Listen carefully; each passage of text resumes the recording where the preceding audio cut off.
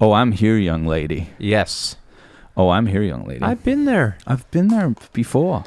It feels good, actually, just to be untethered. Well, I mean, that's kind of like our scene, man. It It's is. like, we're not really... Honestly, we need, like, an engineer working for us so we can do our thing. Like, you can't do it all, brother. It was a bit intense. We just had a real kind of... We started an episode and just... I was kind of trying to do about 16 different things at once. And I was playing a guitar. It was a whole kerfuffle. I mean, I still think... Yeah, maybe we just need... You know, all we actually need is a third input on the fucking recorder. That's Third it. hand, buddy. That's what you need. Isn't that like Jack White's label? Third Eye Records. Third man. Third man. Who like- is the third man? Like the I guy think who... that's like an Orson Welles thing. It's not to do with like the other person who was in the White Stripes secretly. Oh, right. Maybe. The bass player. Did they have one? Maybe. It's really low in the mix. Yeah. You know... It's there. Listen to it. Oh, yeah. Well, he probably... It's baritone, actually. He'll be baritone. What a joke. I don't know, man. He's kind of in the tradition of... You know, like, it was like... Who was it? We were doing it recently. It was like Blues. Irvine, who was like, you know, other than Jack White, no one cares about tone anymore. No one has a guitar signature sound. No, that was it. Other than Jack White. No one else like builds guitars out of like a tree stump either. Yeah, he kind of has a steampunk energy. Like, that's an H.G. Wells vibe he has. Yeah, remember that part at the start of It Might Get Loud when he's like, you know what? He's like, people think it's hard to build a guitar. And then he like goes in his backyard and grabs like a branch and puts some strings. Rootsy. Puts some strings on it and like hooks up a little pickup and then plugs it in and plays it. He's like, there you go. There's a guitar. And you're just like, Just so rootsy. the other part, the best line in that is when he's like, you know, I always like to challenge myself on stage. He's like, if there's a keyboard set up, an organ set up that I need to get to, and it has to be 5 feet away exactly for me to get there in time to play the solo, put it 6 feet away. Challenge me. Right. That's what he said. I was like, you fucking idiot. Why don't you just write some songs and shut up? Seven Nation Army's pretty good. Yeah, he's got a couple. That one's good. Hotel Yorba. That's kind of your vibe. More your I don't vibe. like his attitude. Meg was pretty hot though, wasn't she? She's cool. Did I ever tell you about that guy? One time I was on a train from LA to San Diego and I met this woman. Yeah. Yeah. It's the best. And she was like, my husband's a famous jazz musician. And I was like, oh, cool. Like, nice. She was like, yeah, his name's Fufu. He's played with everybody. Miles Davis, John Coltrane, everybody. You're a musician, right? She's like, let me get him on the phone for you. And I was like, what? Like, it was this factory, and she calls up her husband, and this guy comes on and he's like, what's up? And I was like, hi, like, my name's Johnny. He's like, you nice, probably man. heard of Nice, me man. if you've been hanging around with Train. Because she was like, hey, Fufu, I want you to talk to this guy, Johnny. He's a drummer, too, and a musician, too. And I was like, and I get on the phone, I was like, hey, what's up, man? I'm like, yeah, it's cool, man. Yeah, I'm a musician. Yeah, blah, blah, blah. Like, he sounds like you had quite a career, blah, blah, blah. It's amazing. And I was like, so did you ever meet Miles Davis? And he was like, shit, man, I almost knocked his ass out. I was like, whoa. I was like, what about John Coltrane? And he was like, he was cool. Cool. He was cool. Cool. That was it. That's how you know. Cool. No L. It's cool. He was cool. Cool. It's like the juxtaposition between Miles and Coltrane. Yeah. Almost knocked him out. He was cool, though. Yeah. Coltrane was cool. Shit, I almost knocked his ass out. He said he was over playing with Miles in Montreux. In Europe. Yeah. And kind of a Montreux. Fufu. I mean, look him up. I'm sure the guy's. Yeah. He was in La La Land. He's become like the director of La La Land and Whiplash and all that. Damien Chazelle. He's kind of a jazz guy. Yeah.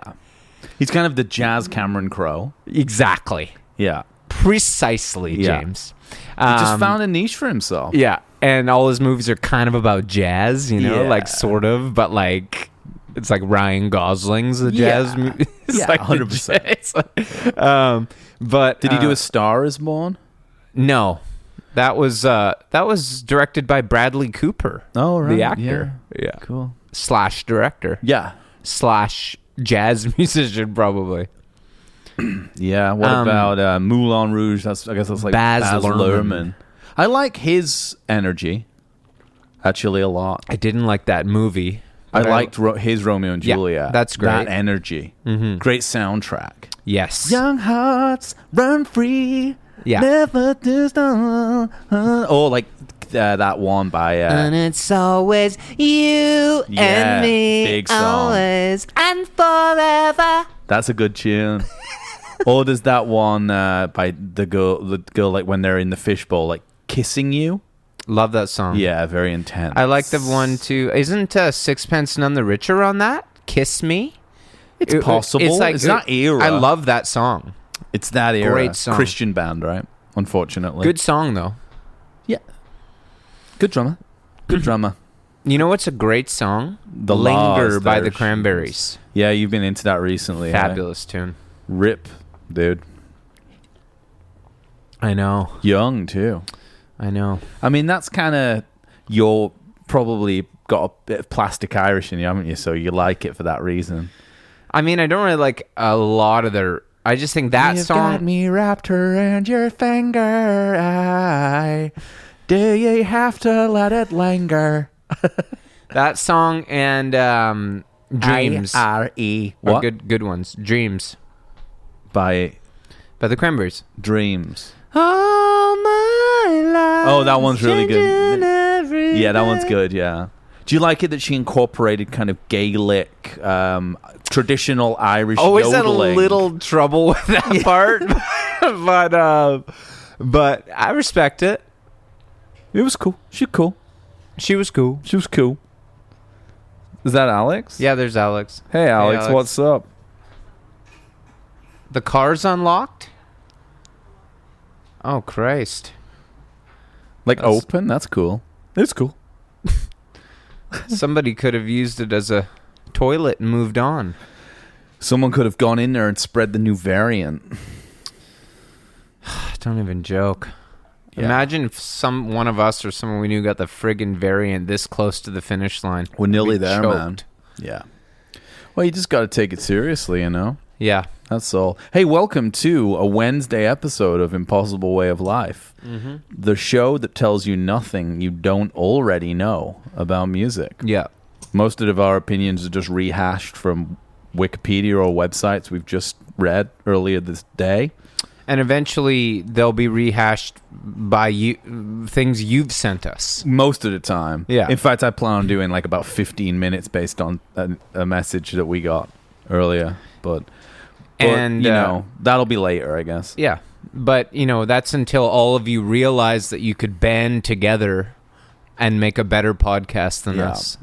Actually, if anyone would like to start a subreddit for Impossible Way of Life where we can all go on and just kind of talk, we're trying to build a community here.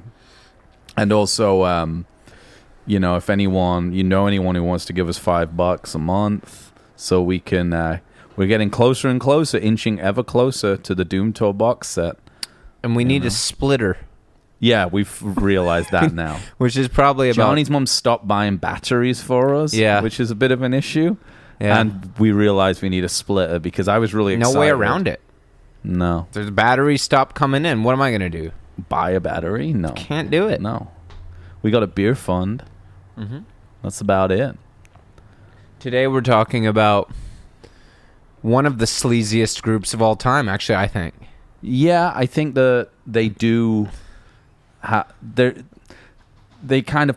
But they're like sleazy removed. Yeah, I right? use Because that they're- word loosely. Yeah, because they're not like sleazy like Joe Walsh is. Like they're No. like they're commenting and critiquing sleaze and aware of the sleaze. Yeah, and also, I mean, you know, they're not sleazy like ZZ Top, sleazy top, Sleazy top. but they're sleazy in that, you know, it's kind of like a lot of fusion music. Yeah. It's really, really kind of like keyed up and overproduced yacht rock. Well, there's a Janus there of yacht rock for sure. And then also a lot of the lyrics are super sleazy. About cocaine. Hey 19. One of the sleaziest lyrics of all time. Yeah. Is that on Asia? No, it's on Gaucho, but it's... Gaucho is sleazier than Asia, do you think?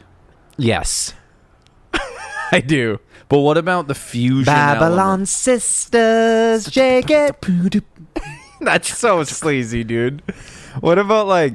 have you ever heard that Steely Dan song, FM? I don't know. Give us some funked up music, she'll treat you right. Oh, well, I must have. I mean, I feel like I know all their songs, It's actually. like just about like having a girl over and like what music to play to get in her pants or something. Like, but yes, it's probably a commentary.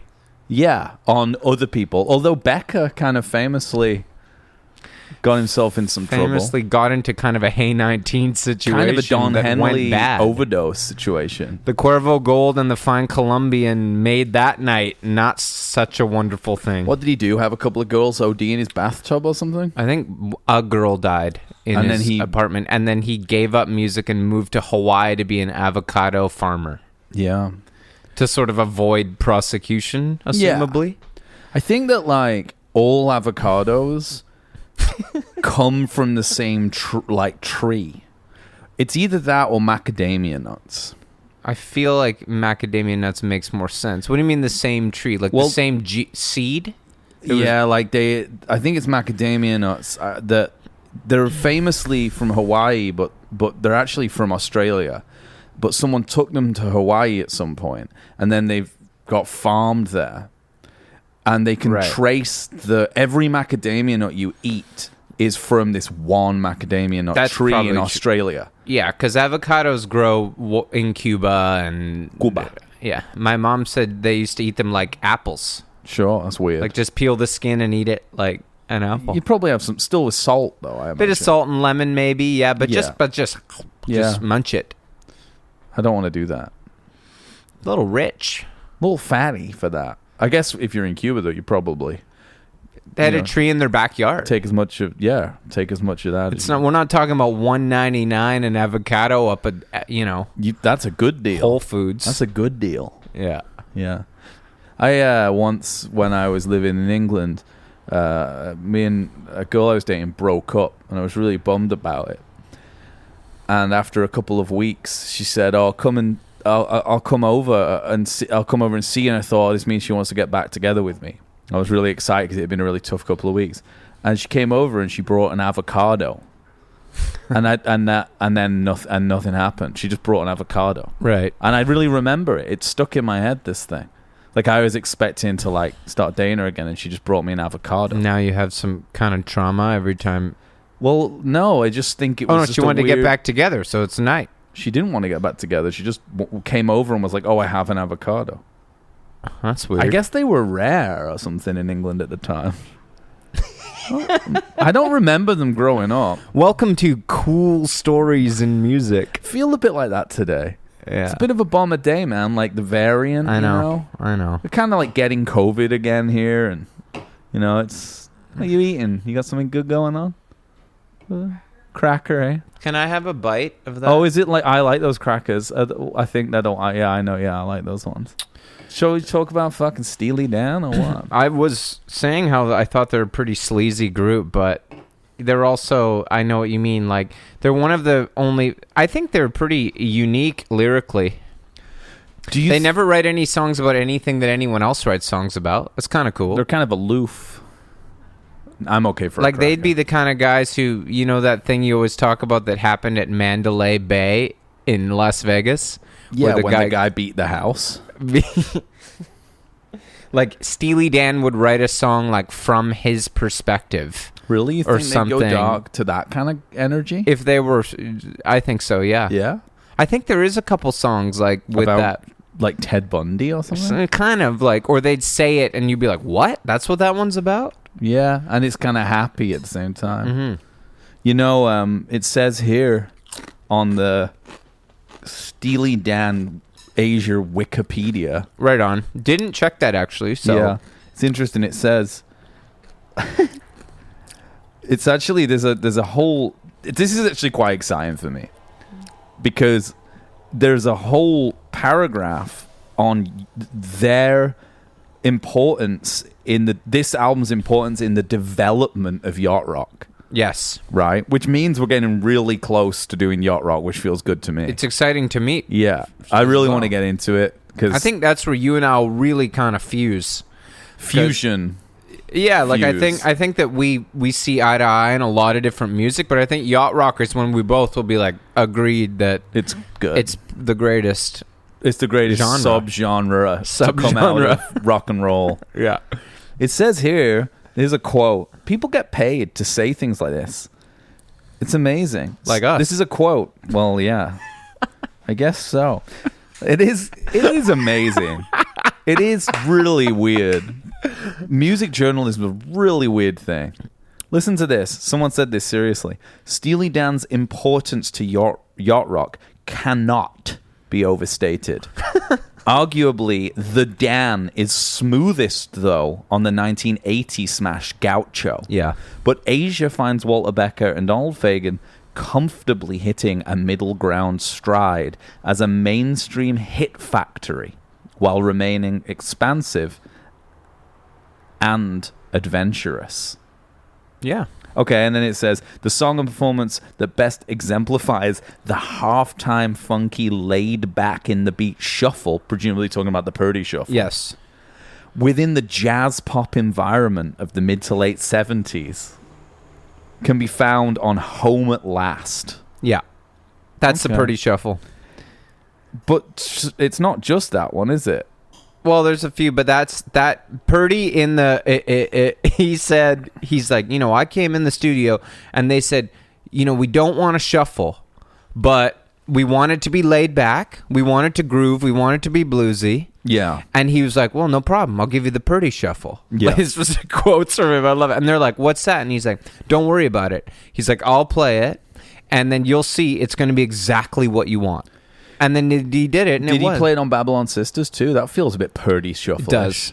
And he's doing it. The best part, they say a quote. Fagen says a quote in that classic albums about Asia. TM Classic Albums, A Possible Way of Life, trademark, copyright. Yeah, hybrid. 2021. Fusion. Fagen says that Purdy in the early 60s, dude. Yeah. He used to come in when he'd get hired for a session and he'd bring 2 sandwich board signs put on either side of the kit, and one would say, "You've done it," and the other one would say, "You've hired the hit maker, Bernard Pretty Purdy." Nice.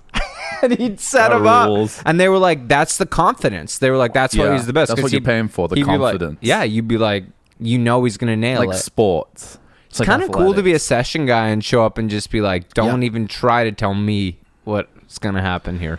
It's like that guy with the Steve Miller guy. He was like, got that drummer in. He's like, I wanted to have, number one hits. You had to get this guy in. Yeah. Yeah. Well, so Purdy's the same, I'm sure. Yeah, it's kind of like there's a part, and he's sorry. When no, Purdy, it's all right. Classic Albums is basically us. They ask Purdy, them, us, like, us, them. They don't even show the question. They just cut to him going, James Brown, Frank Sinatra, Sam Cooke, Elvis Otis, Presley, Beavis, Janis, the Beatles, the Monkees, the Beach. I guess like he's just talking about records he played on. Yeah, but they don't. There's no exposition at all. It's just like, and you're just like, yeah, that's impressive list. But it could be that they're just bands he's heard of. Yeah. Tell me some music from that era.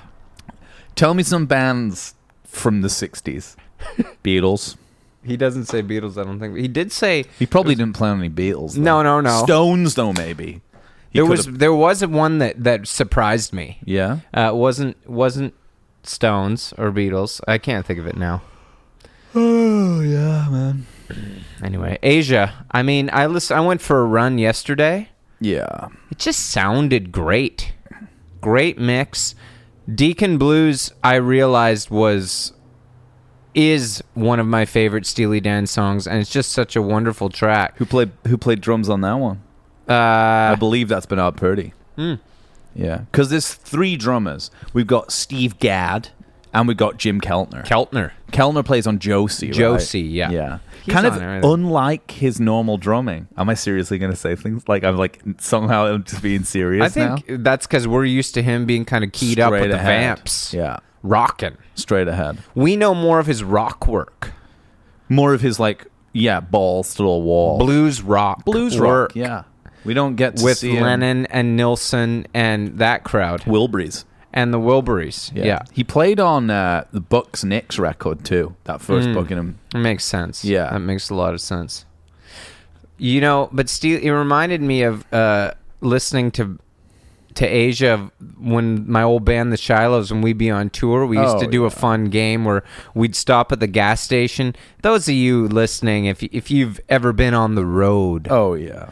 And let me tell you, right off the bat, that's an impossible way of life right there. But we used to stop at 7-Eleven, gas stations, whatever, and we'd head straight for the coffee. You know this, James. Yeah. They'd have the coffee set up, and it'd be a dark roast. Oh yeah. A medium roast, and then they'd always have one called high octane. Oh yeah, octane, or rocket fuel. Yeah, military grade. Yeah. And we'd get an Patriot juice. We'd get a big gulp of that. Yeah. Get in the van, and then we used to listen to Steely Dan and just analyze the lyrics. Really? What are they talking about? Yeah, that's what we do. We listen to the songs over and over and be like, what's this one about? Because they're always really oddball. Is Deacon Blues just about being a musician, dude? Yeah, I think it's just about, isn't it just about... It's a guy who isn't a musician. Yeah. Mm-hmm. Yeah. But it's their story. Yeah. We got a name for the winners. I saw Donald Fagen play live with Michael McDonald and Boz Scaggs at the Orpheum or Yacht something. Rock Superstars. Yeah, they were called the Dukes of September. Oh, yeah. 3-piece, and, they did, they had a full band with them, too. Mm-hmm. I think, they just, switched out. I think Boz Scaggs just sung, played guitar a bit, and Michael McDonald and maybe Fagen both had pianos or something. Yeah. And they just, played their hits and, backed each other up and stuff like that. It was pretty sleazy. I don't know how Boz Scaggs fits into the world of Fagen and McDonald. Oh, come on! It's Silk Degrees, no, I know, but and stuff? but no, I just mean where did he record that record and were they hanging and stuff? I guess so. I love Boz Scaggs. I know it's yacht rock. Respected, isn't it? He's respected kind of vocally. Oh yeah. He actually was loves Silk Degrees. Oh, and Picaro plays on it from Toto. So there's a whole scene. Lowdown? Come on. Lowdown's crazy. That's better to me. Lowdown's better, probably the best yacht rock dance track. It's kind of proto yacht rock, I think, though, isn't it? I guess. Is it still 70s? Yacht rock's kind of starts with those moments Michael McDonald transforming the Doobies. Pre-McDonald Doobies. It could start with. It starts with Taking It to the Streets and that's What later. a Fool no? Believes. Isn't that post Asia? Yeah, because he was still a backup singer, right? He's on Katie Lied, I think, is the first Steely Dan record. Rose Garden. I think of it as my friend. That was good. Yeah. I like Christopher Cross. That's the best. That's. And I got such a long way to go. Yeah. That classic SCTV skit. Oh, fuck. You can't beat that. Rick Moranis? Dude. Here's your contract here, man. Hey, thanks a lot. Riding from. It is the night. My body's weak. I'm on the run. No time to sleep. You have a bit of a Christopher Cross energy, actually. Yeah, I'm into it. Yeah, maybe. Sailing takes me away to where I always... That's divorced dad music. Yeah. Big time. Trading in your wife for a boat. Are you familiar with The Bridge, the satellite radio station? All about it. Literally. Couldn't be more into that. Yeah, that's where, I really kind of learned a lot about this genre What about that song that isn't Michael McDonald that sounds like him? You'll be there, up and oh, you know that one? Everybody wanted that golden sound, I guess. They wanted the Silver Fox kind of thing. I remember him like getting like a Grammy for like his contribution to like Motown somehow. Because he like did a covers record of like...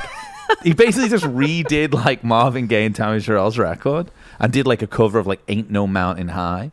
And like because he's like a white guy from the 80s, like it's like this is better. Yeah. You know, this is great. Yeah. What a fucked up time in the world, you know, like you could be in like the early 80s. It's like you talk about like kind of the, you know, like representation and patriarchy and stuff like that. Yeah. It's like literally you could be Michael, you could be like a 50-year-old guy with gray hair and also be like, no, I'm a heartthrob. I'm like number one pop star.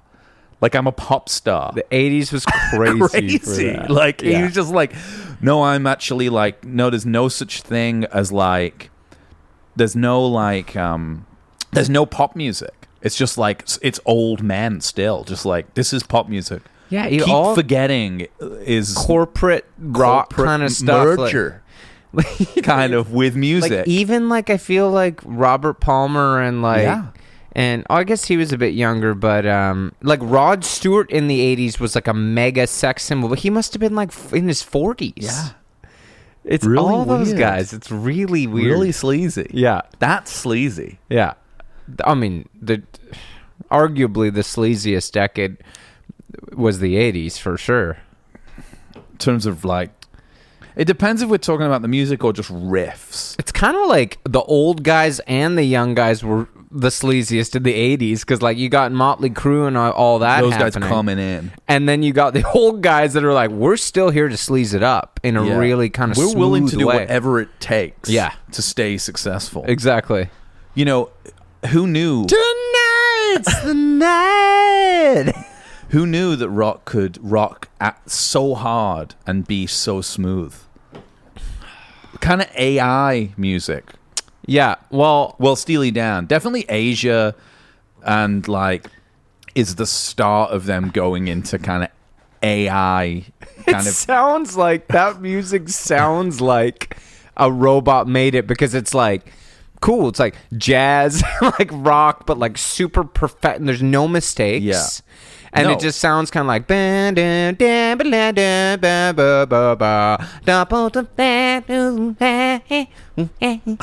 just like but like what's the song off Fagan's off the Night Fly?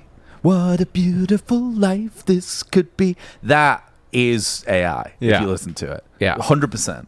And I was once driving through Laurel Canyon with Sophie's dad in his like BMW and he put that song on. It's like just driving down like, I don't know, like Sunset Plaza or something. Yeah. And it's just like, and I'm like, oh, I love this song. He's like, this was the gold standard of how you like this is how we like tested like stereos.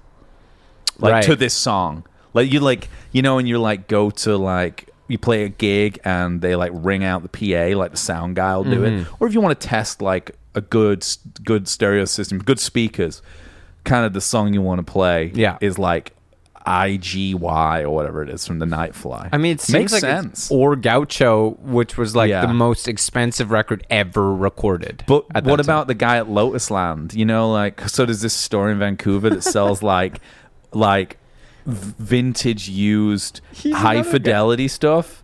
And every time, and you go in there, I mean, it's tough because it's probably not been open for a year because of COVID, but every time you go in there, someone will be trying to buy like some like Advent or Dynaco speakers or something, nice Thorns quartz lock turntable, you know, and he'll put on, guy's really into CDs. Yeah.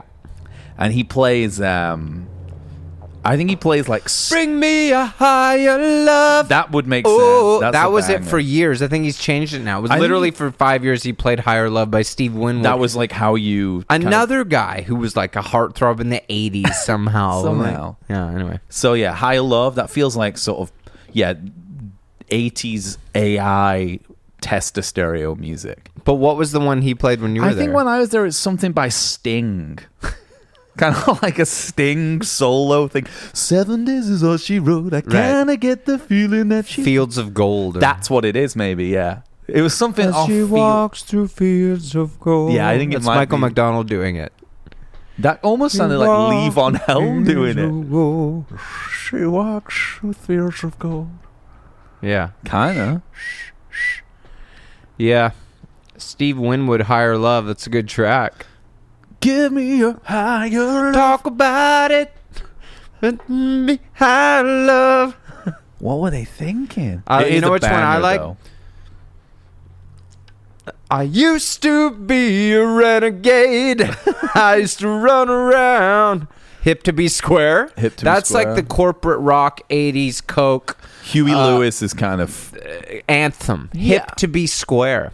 Yeah. I'm working out most every day. I'm watching what I eat. Yeah. It's like rock and roll. It's cool now to be like jacked, healthy, and partying at the same time. And investing yeah. as well. Investing. Yeah, that's Yeah. cool. That's cool. Don't rebel against the system. Certainly embrace don't. it. Join it. Reagan, maybe he's pretty cool. It's okay Exactly. to like him. Yeah. You know? And that's why like We're all American making money over here. American Psycho is such a brilliant book and film because it's like what happens if you listen to that music all the time? You end up Stop fucking killing murdering everybody. prostitutes. Hard bodies. Yeah. You know, I think that's what Yeah. he calls them. Yeah. Just looking at some of the additional musicians on this Wow. record. Wow. Got a lot of people showing up here. Wayne wasn't it? Shorter, man. Wow. Yeah, Wayne Short is on Maybe it. my favorite jazz saxophonist. Saxophonist. Right. Is it saxophonist? In England, maybe. I think it is. Oh. We got a Timothy B. Schmidt on here. Ooh. Plays on tracks. He plays on Asia. Bass? Yeah. And he plays on Home at Last and Josie. It doesn't say what he plays. I mean, I hope he's playing bass. But what else? No, he's backing vocals. Interesting. He's got that kind of high voice. No He one does. can touch it. Rand Meisner can do it. Mhm. He'd give it a go. Yeah. He might not have the Meisner might not have the kind of the mentality to hang with these guys. No. He might not have the because he was He's kind of chilled out. that's what I mean. He was Yeah. kind of just he was really he didn't transition into late 70s coke because the Eagles he didn't go with him. Seamless. He wasn't ready for the long run. No. It was fucking play the song live. Mm-hmm. Play Take It to the Limit or you're fucking out. Shoved him up to against the lockers he Lockers. had installed in the green room. Well, we all know that. Yeah. Where does Steve Gadd come from? Don't know. Well, I'm going to tell you right now. Plays on 50 Ways to Leave Your Lover. Yeah, that's right. That's what I was thinking. That's of, his style. An example Well, of his style. he would probably consider that his greatest achievement, that drum beat. Really? Which is incredible. It's an amazing beat. Think he'd consider it his greatest achievement? I would. I bet you anything you could find a quote from Steve Gadd saying that's what he's most proud of is the drum beat on 50 Ways to Leave Your Lover. I'd bet my life on that. You don't think the ending of Asia by Steely Dan? No. That drum beat's banging. It's crazy, but he probably did that shit for fun on the weekends. 50 Ways to Leave Your Lover, that's the centerpiece of that song. Yeah, it's true. Can you play it? Hell no. Okay. Yeah, I can't do a Purdy shuffle. Can Graham do the Purdy shuffle? I mean, isn't that just basically a combo of Fool in the Rain and Rosanna or something? Or is Rosanna I think they're both. Rosanna is a take on the Purdy Shuffle. Yeah. And so is Fool in the Rain, I think. No, I think Fool in the Rain is It's a bit different. that's the one that all drummers play in sound checks. Right. And Graham can do that. I've heard him do it. Oh, I've heard him do it, that's for sure. Once or twice. Drummers, strange breed. Okay, here we go. Yeah. Steely Dan... Sorry, go The ahead. drum solo at the end of Asia has become the stuff of legend, according to a 2009 Jazzies article. explosive tom-tom runs, and crisp cymbal grooves. Yeah. I think the Purdy Shuffle's something to do with like Buddy Rich. Yes. You know? That makes sense. Yeah. Buddy Rich famously... You ever heard those Buddy Rich tapes of him reaming out his band on the bus? No, that's the greatest cool. thing ever. He would like if anybody made a mistake, he'd like... James Brown style? Yeah, but... And there's a famous quote that he's like, if anybody has a problem with this, I'll take you outside and show you what it's like. Like what's like? Just having Getting a your problem ass with kicked it. or Yeah, I something. guess so. I like this here. It says, Gad's influences. Bearing in mind that I'm thinking of 50 Ways to Leave Your Liver in Asia. Gad's influences include Buddy Rich, Tony Williams, okay, and the less is more style of Rick Marotta. Rick Marotta also on Asia, right? I don't. He is. Rick Marotta, he's on. This guy's got some fucking credits here. Look at this. He is on Asia. He played, Marotta taught himself to play drums, and something to do with Todd Rundgren here. There's a lot, isn't there? Like kind of to digest and unpack here. Hey, you know... He's on Mind Games, Rick Marotta. Maybe that's what I'm thinking of. You know Grant from Zulu Records? Oh, yeah. I know Owner him. of Zulu Records. Yeah. Where I used to work, either... Home of the $65 Avalanches LP. It was either him or his brother was driving through Woodstock, New York one time. Yeah. And they were looking for like Big Pink or something to like look for it. You know what I mean? Like whatever it is. And they saw this guy jogging on the side of the road. And he looked out the window and he was like, man, I think that's Donald Fagen. And then he like had the sweats on and they pulled up next to him in the car and they were like, rolled down the window and he kind of looked over and they're like, hey, Donald Fagen, right? Great to see you. Nice to see you. And Donald Fagen flipped them the bird and was like, fuck off. Nice. True story. Yeah. I mean, Just while he was driving, he was just like, fuck off. It's great. I love that. The unfatigable, unkillable boomer energy. Just like... I think he never really gave a fuck about, anything? like, fans. Is Asia when they moved to LA? I think they moved really early, 71. Right. So First like album. for the first record. Yeah. That makes sense. It kind of sounds... It has a West Coast feel. And then they recruited Denny Diaz. I always thought it was Denny Diaz, but then I watched the thing, it was Denny Diaz. Yeah. Because it was his band that they joined. Oh. There was an ad in like the Village Voice or something like, need a bass player and a keyboardist. Yeah. Must have jazz chops. Chops.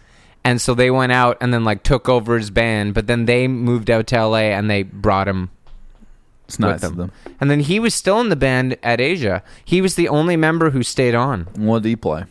Guitar. Second guitar. Well, he played a lot of the solos, like Do It Again, and, you know, he does some soloing on Asia. I believe that was in one of your top 5 solos. Yeah, definitely. Do It Again is one of my favorites. And Is that like a sitar guitar? it's a electric sitar. Yeah. Do you know that Donald Fagen and Walter Becker were in Jay and the Americans? No. Briefly? Didn't know that. Which is weird. Famous for, they do that song, This Magic Moment. Yeah. So different and so new, is like any other. Great song. Great tune. And they also do that song, Come a Little Bit Closer, You're My Kind of Man. I thought you were going to go, come on, little lady. Then. Lady, let's eat at home. Yeah. I meant to say that last week, that I do like that song on Ram, kind of. Steve Gadd here, he's, let's go through, this is a drummer kind of thing. CV? Equipment. Oh, his equipment, yeah. Endorses. All drummers I know, they're the only musicians who, like, get endorsed. It's kind of like a rite of passage or something. Yeah. Like, I'm I'm actually endorsed by, like, because it's Peisty. cheap for them to get endorsed. Cheaper Or in a like way. drummers just have their own community, I think. Yeah. You know? So he's a Yamaha guy. You can't be endorsed by Latin Percussion. It's not like Is that a brand? No, I think it's just like it says Remo drumheads, Zildjian cymbals, and No, it is a brand. Nice. LP, specializing. Oh, LP. Yeah, Of course. Latin Percussion. Didn't know that was what it stood for. I think that Latin Percussion on rock is a kind of recipe for sleaze. Of course. You know, Yeah. you start like blending, fusion. Yeah. I guess that's why Steely Dan is sleazy. Well, particularly when the song doesn't really require for it. Yeah. And then you just throw on some like clave and congas. It's just like, let's sleaze this up a bit. Sort of like how if you add like a reggae groove when it doesn't require it. Except with like two-tone. Like except with like, you know, stiff records. But that requires it kind of, I feel like. Yeah, because it's like urban or something. Yeah, there's not really any reason for the Disco Strangler to be reggae or something. I just think with stuff like that, I just wonder how it got so far that it ended up on a record a lot of the time. At least with Steely Dan, like, it's meticulously thought out. Something like the Eagles doing like Hotel California's reggae, so maybe they were like, it worked for us once. Yeah. And like, I think it works. By the time the Long Run came out, they were just trying to complete an album. It had been many years of trying to get the album done. Trying to even get in a room together. Just anything we can release here. Because it's going to make us money. Joe Walsh even did some reggae when he did that one, Life's Been Good. Yeah. I'm Maserati goes 185. He kind of does his like, he does like, he's got a bit of a reggae, he's got a bit of a like Afro right hand sometimes. Yeah. You know? Speaking of drummers, it's hilarious. They were talking about for Asia, they were like, we were used to New York session musicians, Steely Dan. They were who they show up with their trap case, with their snare drum and their cymbals. Yeah. And they come in and do the session. He's like, when we got to LA, this is such a drummer thing. You hire a drummer for the session. They show up with a truck with 3 different kits. And they have 2 guys to set them all up. Oh, yeah. So they can get their different sounds. Well, also just like I won't let it affect my performance, but I want to make this space my own. What a world to be a session drummer in LA in 1977. Amazing. Like the most sought after, and show up with like a semi truck with 3 kits and just like 2 guys. A couple of like undocumented workers setting them up for you. It's like, yeah, okay, I'll play this session. Yeah. Oh, also, before I play, congratulations for hiring me. You have a hit. Exactly. Guaranteed. Put the signs up. Yeah. That's cool. And they were right. Yeah. Wonder how Keltner got on it then. He was the guy, dude. I know, but why is, they're just like, okay, they just had a lot of money and like to Purdy, spread it we've around. got Gad in. Like, let's spread it. Let's call Jim up. I don't even know what Jim does. He's just been playing shaker in the hallway for years. I saw a thing actually. There's a partial lineage here. I saw a really good Crosby tweet that he got asked on. Oh, here it is. This is good. Someone tweeted this. The Traveling Wilburys formed in April 1988. The partial lineage here is Keltner, right? Mm-hmm. The Traveling Wilburys formed in April 1988, 33 years ago. Who do you put in the 2021 version of the group? So you need an elder rocker who was active in the early 90s, and everyone else has to be from notable bands in the 2000s to early 2010s. So you notice people being like, oh, I'll put like Taylor Swift and, thinking of ways to make it cool. Crosby responded, I'd put myself in it. I guess he thinks he's Orbison. Like in the modern Wilburys, he'd be Orbison. Except way too old. And he was actively doing drugs in the 90s? I don't think he was actively like charting or anything. Like Orbison was like in his 50s at the time. I mean, he's like way too old. Crosby. He's been a bit weird, Crosby, recently. Yeah, he's losing it. Yeah. He's not having a good time. I'm going to pull him up here. It's a little bit of I stuff. guess also a lot of those drummers were probably busy. So that's why they have to get multiple guys. They just get burnt out pretty, but he's like, I'm going down the road to record with... Down that road. Yeah. To record Going with down whoever. the road. Yeah. That kind of thing. The vinyl highway, man. Yeah, he could be going down there. We got a lot coming up because, I mean, next... It's certainly one of these episodes soon we're going to have to do like a Randy Bachman audition for his show that he's been... The cultural event that is Randy Bachman's Vinyl Tap that after 16 years of playing Michelle by the Beatles... It's been ripped from the him. hearts of Canadians. I think everyone's going to be okay. They should just let Tal do it. Time will tell. She's so high above me. She's so lovely. Do you think he wrote that? Tal or do you think Randy? Randy, probably. You know what's funny about that? The Randy riff. Bachman, The riff. Yeah, he's a riff guy. He's a riff guy. He's a riff guy. He often says that. I like a lot of his riffs. Not Yeah. many of his other actual songs, but... Would you say they're bluesy? He's kind of blues. Which group? No, no. They're all bluesy. Randy's riffs. Oh, yeah. Yeah. Partial lineage to the blues. Just got him up. Got up Crosby's shit here. It's one asking him if he knew Jim Gordon and could see any of the signs of the trouble to come. That's the guy who cut his mother's head off or whatever. Yeah, who played in Derek and the Dominos Before a gig. That means you got to wonder about Clapton there and his role. Well, just like inspirational. Well, you're hanging around with that kind of mentality. Well, he's kind of the guy. He's talking to Jim Gordon, his drummer, and he's like, "Hey, man." He's like, "No." He's like, "Don't take any shit from anybody." He's like, "Don't let her talk to you like that. What are you prepared to do? What are you prepared to do?" I was watching The Untouchables the other night.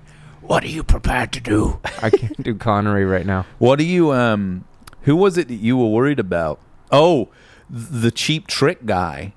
Was the original? Wow. Yeah. I mean, I heard that John Lennon, it's been released. It's been leaked. It's been leaked to the press.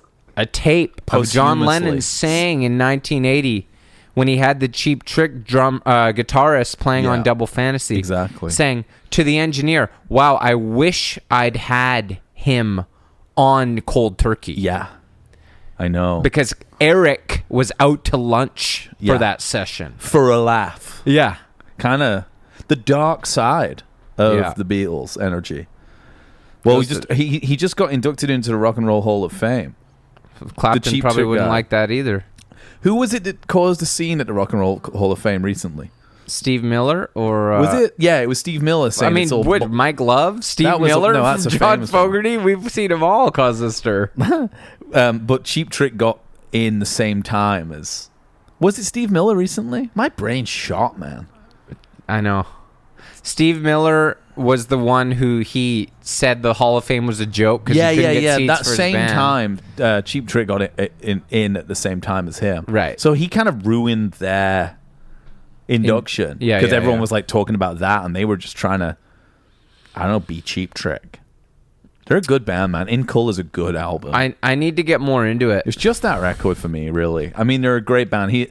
Not great live at guitarist. Budokan. It's amazing. But like In Color is just good front to back. Listen to it afterwards. Mm-hmm. You'll really like it.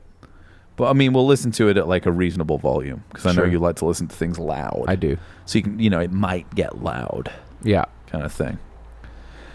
Yeah, Crosby here. This is kind of his world. He's got like, he's retweeting Barack Obama hanging out with Bruce Springsteen, doing a podcast.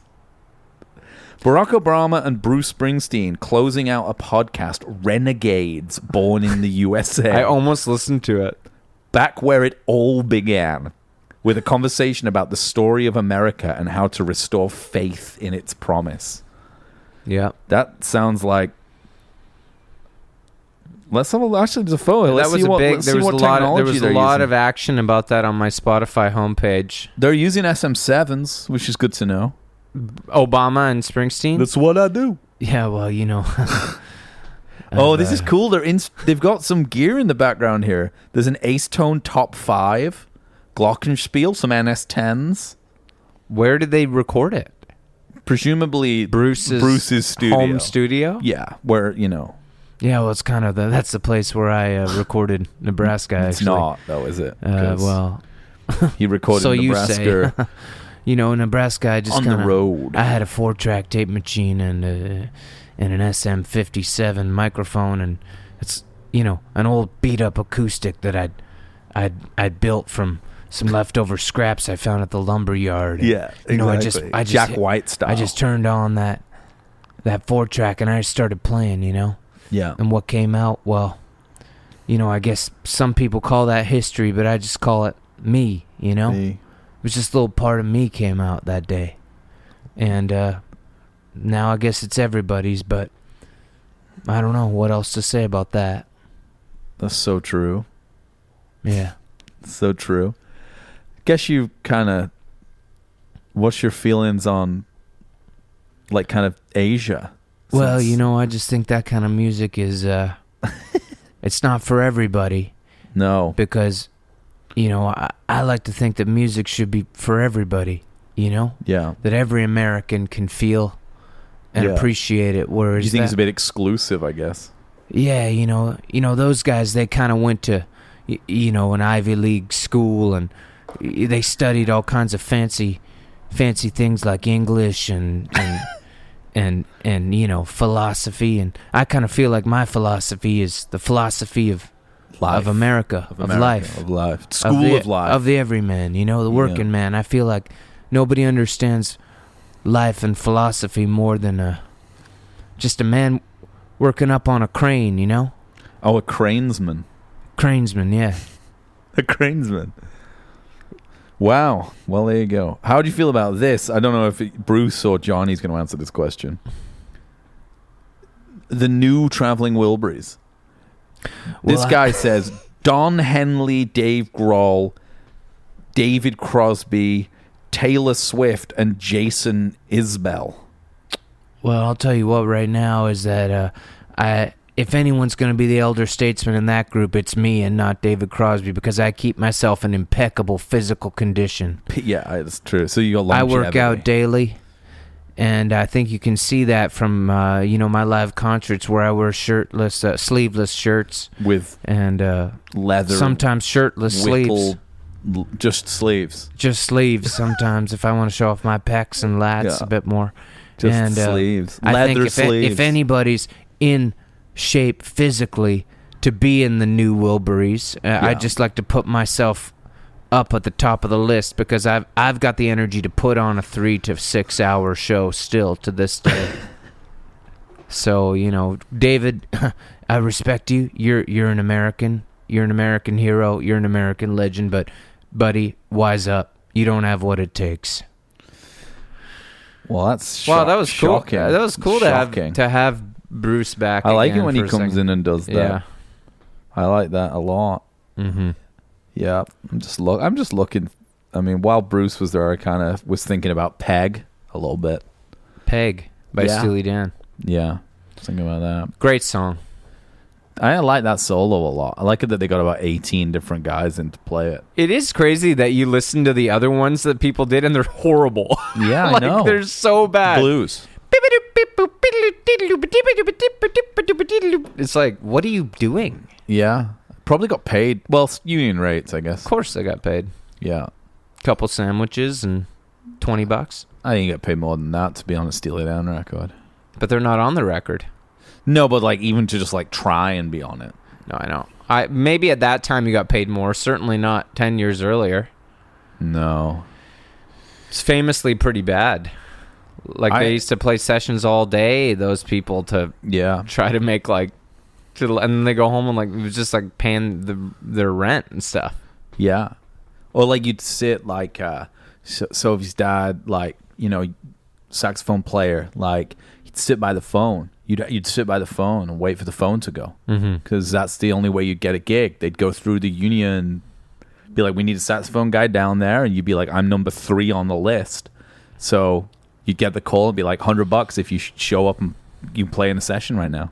And you might wind up being the guy who played on Baker Street. You might end up being the Baker Street guy. Yeah. And that would do it. That's what... Kind of in like a Rafferty mood. He's the best. Night and day. Around this house where you are right now, he's the king. Rafferty? Yeah. As far as artists get the most play in no here. one's ever... That's Alex more than me, but... No one's ever figured out the harmony to write down the line. No, in the bridge? No, the chorus one. Just want to say... Yeah. I consider that the bridge, bro. Okay, yeah. Bridge? I think the chorus is just right down the line. Just want to say this is my way of telling you everything I'm loving you. Say before. That's a bridge. It's a pre-chorus. So much more than verse, 'cause you believed in me. Yes, okay. The chorus says, and it's been you, woman, right down the line. That's the chorus. Right down the line. I always wondered why he didn't do that kind of seal note. Believe me, she makes me listen to that record every day. The whole record? Yeah. I like the song on it, the ballad. I think it's beautiful. Stealing Time? No, Night and Day.